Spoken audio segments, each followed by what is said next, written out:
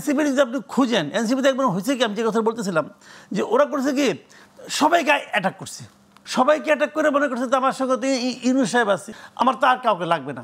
এখন সবাইকে অ্যাটাক করে আসলে ইউনূস সাহেব তো কারোর জন্য না, ইউনূস সাহেব ওনার জন্য। ইউনূস সাহেব বেসিক্যালি এনসিপির সবচেয়ে বড় ক্ষতিটা করছে ইউনূস সাহেব নিজে।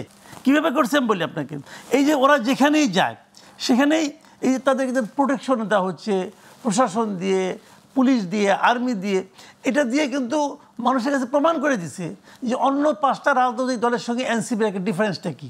এই ডিফারেন্সটা মানুষ ভালোভাবে নেয় নাই, একদম ভালোভাবে নেয়। এনসিপির কেউ যদি কোনো রকম চাঁদাবাজি করতো অথবা বলতো তোমাকে ধরাই দেবো, করছে তো চাঁদাবাজি তো অবাধ হয়েছে, এটা উনি হতে দিয়েছেন। এনসিপির সচিবালয়ে গেছে, এনসিপি না ঠিক ইয়াংরা গেছে, স্টুডেন্টরা গেছে, সচিবালয়ে গেছে, যাওয়ার পরে তদবির করছে, ওই তদবির করতে দেওয়া হয়েছে। যখন আপনি করতে দিবেন, ডিসি নিয়োগের ক্ষেত্রে স্টুডেন্টদের ভূমিকা ছিল, এটা সবাই জানে, করতে দেওয়া হয়েছে। তা আপনি যখন করতে দিয়েছেন আপনি, এতে কিন্তু সুনাম বাড়ে নাই।